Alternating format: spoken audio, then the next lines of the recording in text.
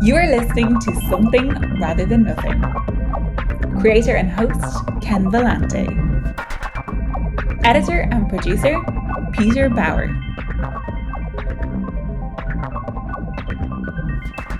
Hey everybody, this is Something Rather Than Nothing podcast. Most excited to bring on Nick May of Skeleton Boy, band based in Albany, Oregon. Saw them at the skate park, knocked me over. So Nick, welcome onto the show. Thanks, man. So happy to be here. Yeah, I enjoyed the show, and I actually, for me, the band's personality goes a long way. I had a lot of fun, and it was something that was really cool. And listeners talking about Albany, Oregon, ran into Nick playing by the skate park, and just a great event for benefit. But it's just great to have that live energy here in Albany. And prior to popping on, Nick, we were talking a bit about arts and where arts are, and finding spaces to perform.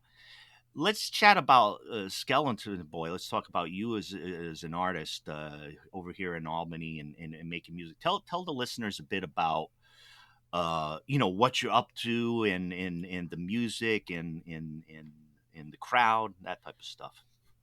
Yeah, so we we play primarily in like the Albany Corvallis area, and like our big goal right now is we're trying to we're working on our album. We've been like doing EPs for the last like few years or so because it was kind of easier just to like get a short collection of songs that we've been playing live. But we've hit a point where like getting something more creative and having the whole album space is what we've been really excited about. And yeah, just trying to make Albany music happen. We've had a little like thing going with Calapooya Brewing over here for like the last like about I think a little over a year now, and we're putting it on hiatus for the winter. But yeah, it's been really exciting. 4-piece band. We kind of do like an indie punk kind of alternative rock sound. Yeah, lots of stuff. Really happy to be on the show. Yeah, it's absolutely great to have you here and chat and art. Yeah, on the music bit, like I think one of the things talking about our local scene is I talk to a lot of folks in the area, and it's like there's it's like in a smaller city, bits and pieces everywhere.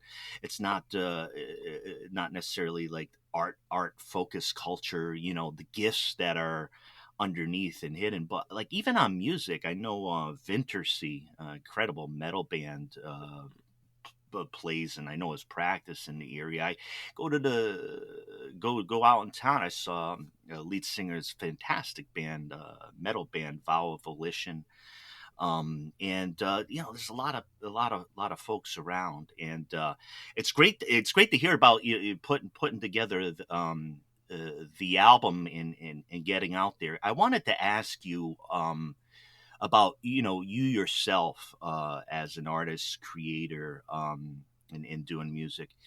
Is there a moment when you're going along, growing up, learning stuff, where you're like, I'm an artist, shit, like I'm an artist, I'm a musician? Is there that point for you, and can you tell us about it?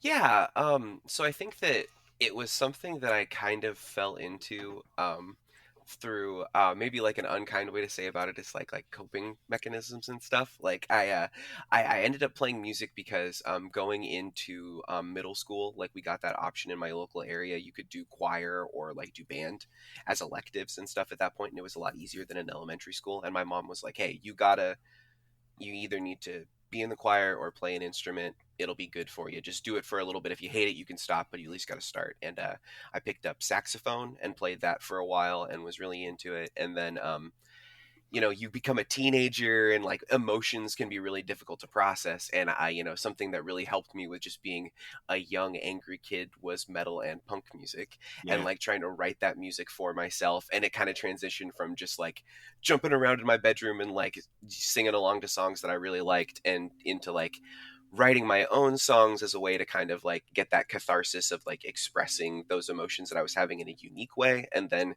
that's transitioned into like a real love of like collaborating with other people to make that message that I have something that's more universal, that we can all feel excited about sharing with people, and then sharing that with the crowd of people and having everybody dance is the best part, honestly. Yeah, yeah. I really dig on what you're saying, and yeah, it's I think like talking metal and punk, right? So like I grew up, listening to classic rock of my parents, but I grew up at a time when rap, hip hop's coming up.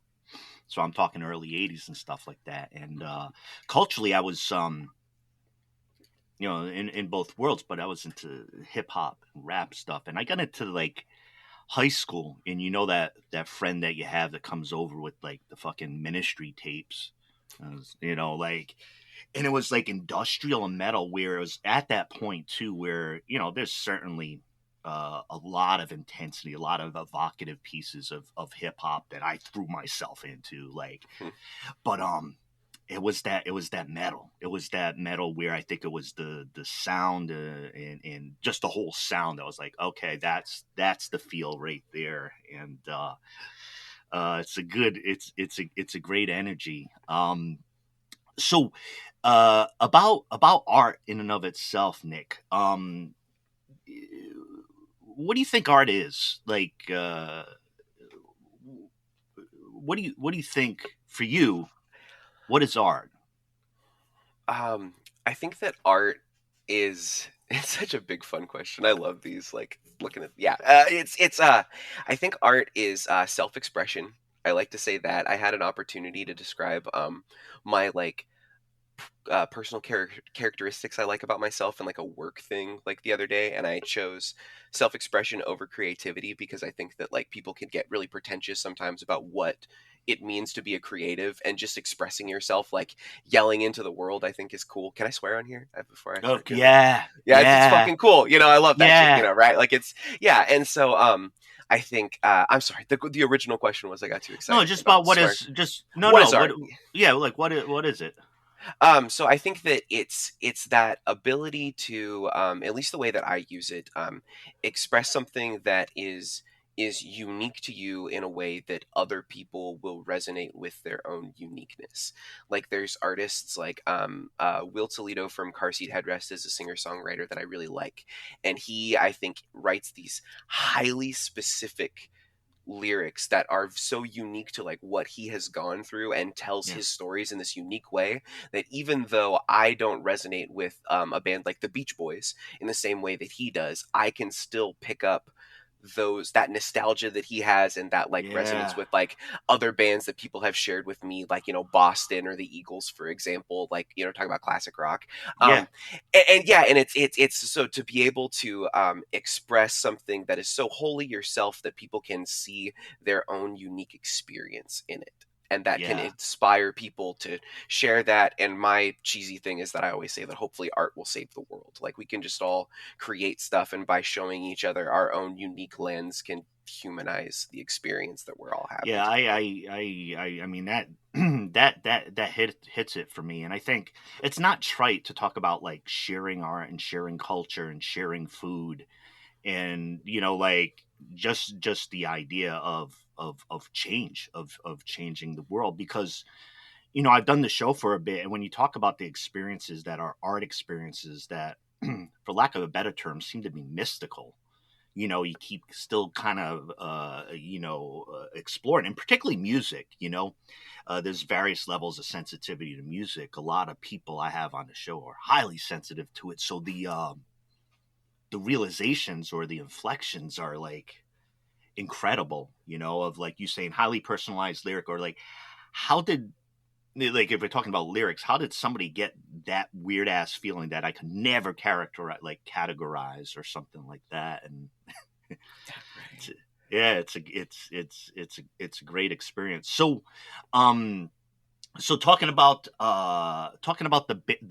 band as a whole in Skeleton Boy, you're talking about looking to try to pull together things with an album. What about the rest of the cats on the album and who play with you? Just kind of like where do those folks come from, and like just a little bit about the band.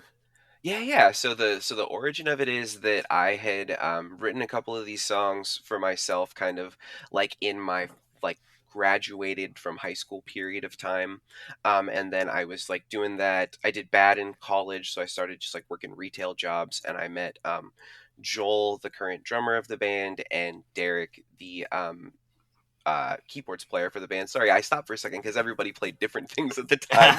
um, we're one of those bands. Like, so when it started, it was Derek was on drums and Joel played bass, and I've always kind of done the guitar and vocals. That's been the central thing.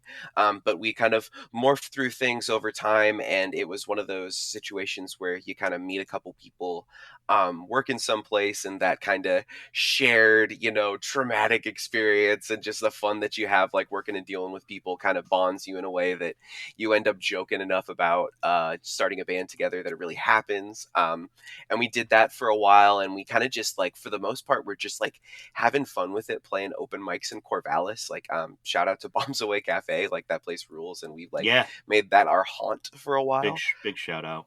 Right, they rule, man. I love that place. And so we'd just kind of play there, and just like made a lot of friends with the like more of the graduate students there. There was kind of like a little scene going on at that time of just people just kind of making music, and that was separate from other music scenes going on in Corvallis.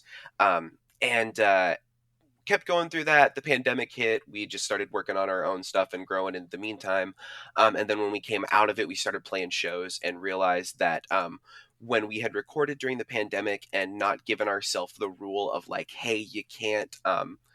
I'd always like said when we're recording, we shouldn't try to put anything on the album or the song or whatever that we couldn't replicate live. And with three people, that can be like a little bit limiting at times. And so Yeah. when we didn't have as much of an opportunity to play in front of people, we decided, hey, let's take those wheels off of that and let's just kind of do our own thing and see what happens.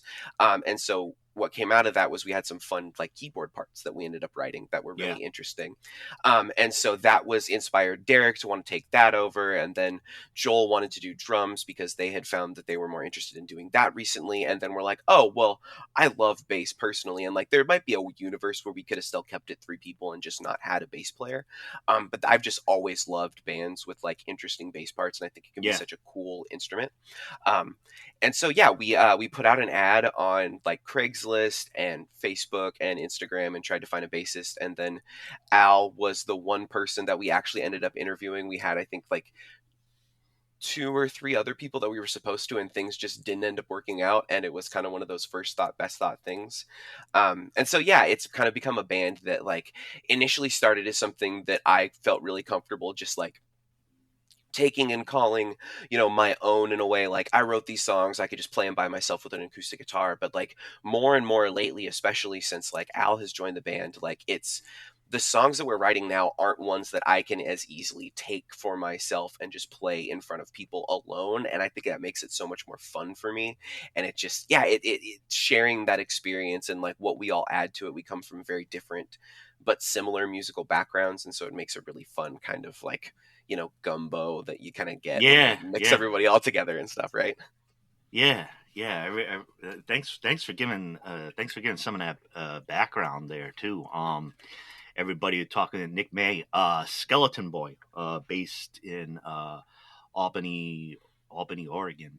So I wanted to ask you a question as far as the role of art, and just talking about what art is, and the basic idea is that the basic question is whether art the role of art is different now, say 2023, than it's been, or if it feels that way. But what's the role of art for human beings? What's it supposed to do?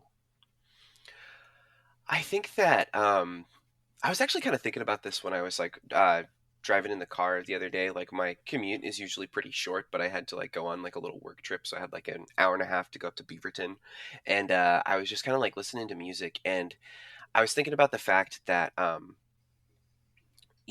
lot for a long while there, like, music was dictated by like tastemakers like radio, or like people like, Rolling Stone magazine and stuff, that will come out and say like, hey, this is something I identify as really good, and this is art. And it wasn't as easy for people on a large scale to just like me, not that I have that, but for somebody like me to just come and say, hey, I'm just a guy in my house in Albany, and if somebody really likes my song, that can blow up if I get incredibly lucky. And so I think that what can be really great now about art is that like discovery piece, is that as like hard as algorithms can make it, it creates this like terrible silver lining for me, where like whenever I find something that really resonates with me, I'm like, oh, I've kind of gotten past all of the like technical barriers that make it seem like this should be very easy, but actually make it incredibly hard. And long story short, it kind of like, it's a human experience where I feel like I'm reaching through all of this bullshit to be like, hey, somebody made this like painting like that just speaks to me, and I'm not even looking at the thing, I'm just looking at a picture on my phone screen. Or like somebody like made a TikTok that just made me laugh so damn hard because they like made a Yeah. joke in a way that I'd never thought of before. Like Yeah. it's all art to me, and like it's human. Like it's a way of like showing us that, again, like it's that unique experience that you have that you can like show to somebody that makes them realize that their experience is unique. Yeah. Yeah. There's, I don't know when, and I think tied to the, to the sensitivity that folks have with art. I mean, I had this kind of like, like indescribable experience, but, like, when I'm really like into a painting, like really into it, I know I am because it's behavioral and it's not in my head, because, um I go as close as is allowed, like as close as is allowed. Like I'm very like rule bound when it comes to like art, not in general, but when it comes to art. And like, so I'm up to the extent of it, and then when I notice, like I'm trying to find what's underneath, because there's something that's impacting me and looking at it different angles and different lights. And it's such a powerful experience sometimes, where a piece is like that and it pulls you absolutely in, or a song where there's so much energy going through you, the sound you make surprises you, or the body action you take surprises you, or a painting you want to take a bite of because you don't know what to do with it. You're like, it's so scrumptious and wonderful, let me do something with this. And music with the, I go for that, the visceral, in the body. And one of the things I said, like, about like even just talking about art scene in Albany, and just like a lot of bands, and uh quite a diverse group. And we're talking here, listeners, about kind of just Corvallis, Albany area. And Corvallis is a college town, and just talking about some of the aspects where there are kind of art scenes that aren't overt, or that are overlooked. But I got to see Skeleton Boy at the skate park, which was pretty dope. Great scene, a lot of skaters. All right, Nick, I want to ask the big question, just kind of clear it out of the room of the show. Why is, and really just to clear it out of the room, why is there something rather than nothing, Nick? I've been like really toying with this because I listened to like one of the episodes before, and so because I wanted to know what it was all about, and so yeah, like what the fuck is this question? Yeah. Good. Just listen a little. Yeah, you gotta check it out, see how does someone else answer it. Shout out Ketty's Resort for giving me a model for how to do this. That's a great wait episode. a second here. I love Ketty's, but for listeners, recent episode Ketty's Resort, Nick has told us he's relying on Ketty's for. That's cool. Something rather than nothing. These guys were crazy, man. That was a fun Now, time. So I think that there is something rather than nothing, because we're all sitting here, and the fact that you would identify that like saying nothing is something.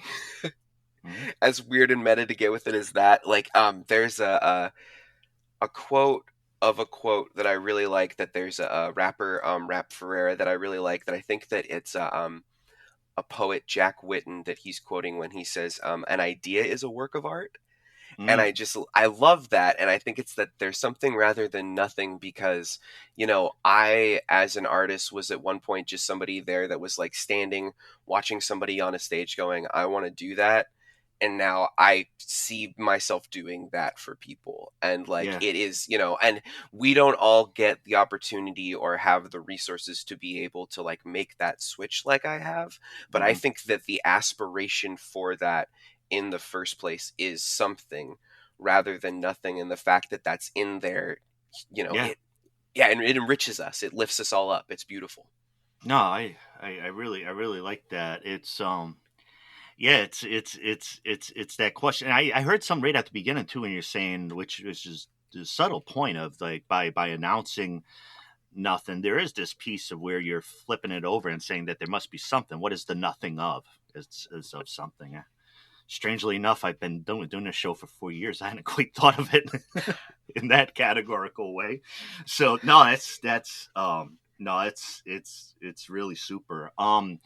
Yeah, and talking about music too, even in Albany, my child Aiden, who might have briefly saw after the show, is a skater musician with the project Polybius as well. So one of the cool things for me is that I've been around Aiden with the creation of all the components of that musical project, and just kind of talking art with them, and like, just seeing the creative piece, because early on, the only instruments I ever tried to learn, Nick, were the accordion and the ukulele, which tells you a lot about me.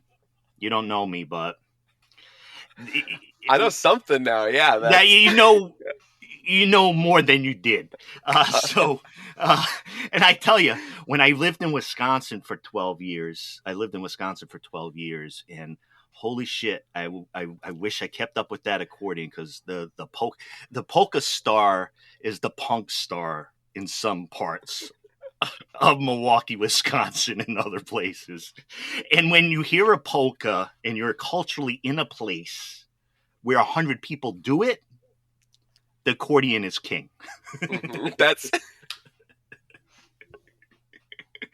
I have not had the pleasure. I've seen videos. I have heard the tale of the polka in its best cultural setting, and I have yet to experience it. But I hope one day to, because it seems like it must be arresting. Well, let me tell you what helps create it. There's just a little drop into Milwaukee, Wisconsin, where I live. So tailgating, right? I don't drink now. At the time, I was partying, like to drink and all that stuff. Which Milwaukee is quite the place for that. But anyways, going to a Milwaukee Brewers game, right? So now when I was younger, whatever, screwing around, I grew up in New England, going to New England Patriots game, tailgating, Sunday, big party, everything going on, that whole thing. Well, that's fantastic and wonderful and quite the event.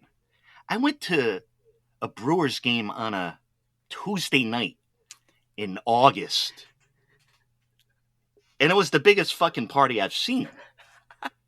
And it was like one of my first games, and I'm like, well, wait a second. They tailgate at baseball games. Number one, that's different maybe than some other eras, that you are tailgating at a baseball game. And the polka. So, you could have an enormous polka before folks are going into the Brewers game. And it was at those points that I said, man, I should have kept up on that damn heavy instrument I could barely carry. My guitars get lighter every time I get a new one, man. You don't want a heavy instrument, right? Right, you're like lighter. And then when I jumped over to ukulele, the only songs I learned to play were Blues Traveler and The Cure. Both sides. That's both sides of the spectrum. You got the whole thing covered. So I guess maybe if I take up my third stilted attempt at picking up an instrument, let's make sure it's obscure, can't be commodified, can't be popular, can't find an audience. Gotta do the spoons, man. I mean, you might get an audience with the spoons, though. Oh man. I'm trying to. Here I am, poor Nick. I'm trying to figure out my music career at this point of the interview. Hey, so I don't want to. I want to miss it. Dropping back on Skeleton Boy again, and kind of go over the like where to find Skeleton Boy. If you got shirts, where you pop in, play live. I know Spotify. Can you tell us about all that stuff? Yeah. So we're most active if you want to like see where we are on Instagram and TikTok. And that's at Skeleton Boy Band on all of those. We try to do like fun videos, just like keep people in the know through there. But then if you want to listen to our music, yeah, pretty much any streaming service, but Spotify was the one that we pay the most attention to. We try to update shows on there too. And then if you wanted to like give us some money for our work or just like own it, it's all free, or pay what you want on Bandcamp. So you can access it that way as well. And we have a little a ramshackle Google form that you can use to order T-shirts from us if you aren't able to make it out to shows, because we are Cool. proud of our merch and we have cool stuff, and you can check that out on our link tree, which is attached to the Instagram. Yeah.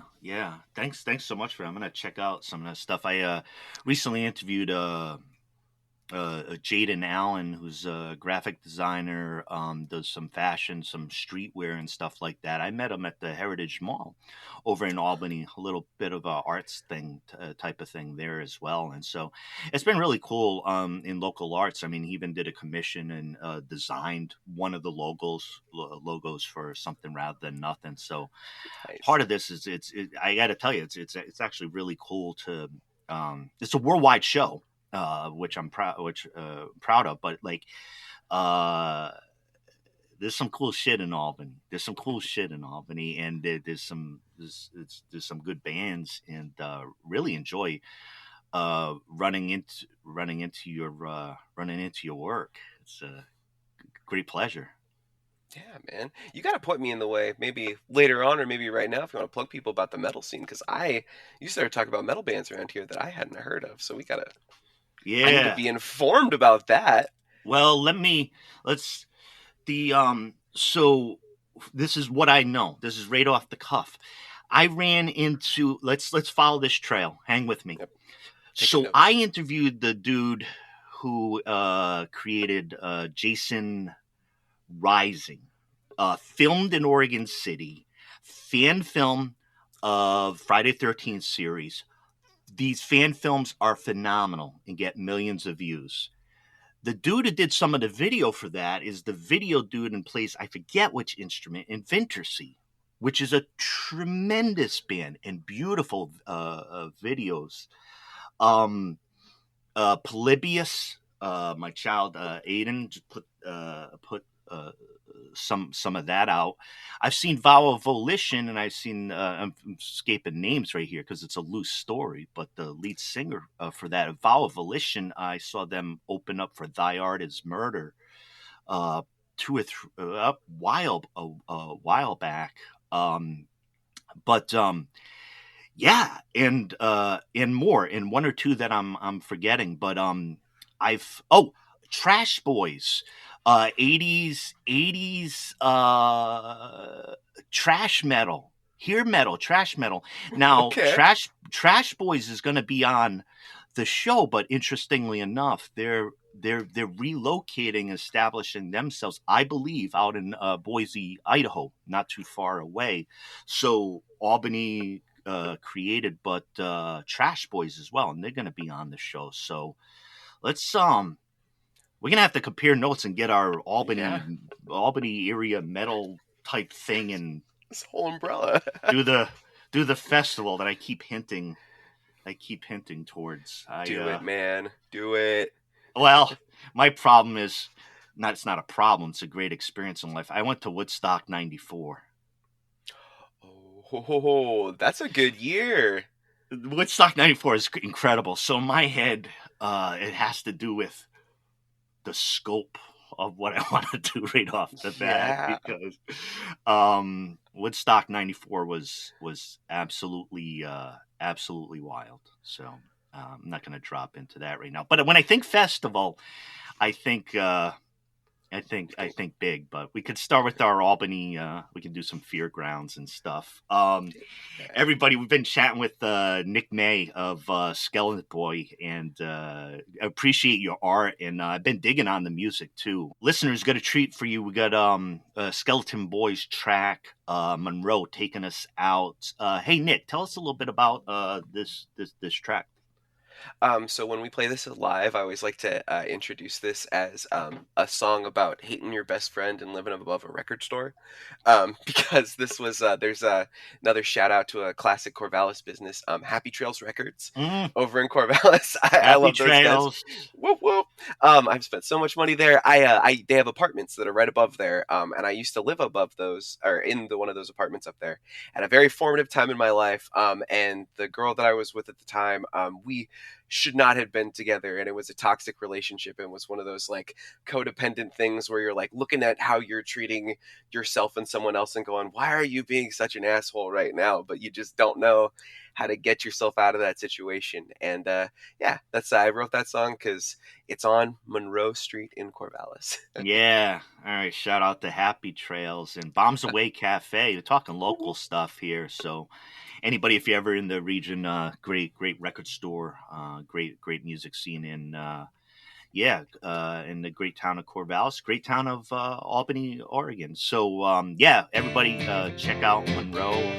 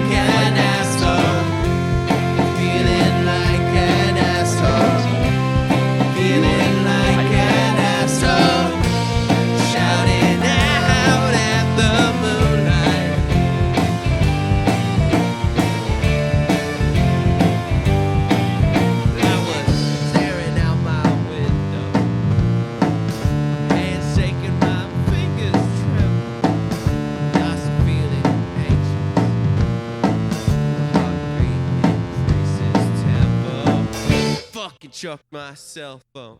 Fucking chuck my cell phone. Light catches my eye. I wanna cry and bitch and moan. Feeling like an asshole. Feeling like an asshole. Feeling like an asshole. Shouting out at the moonlight. Feeling like an asshole. Feeling like an asshole.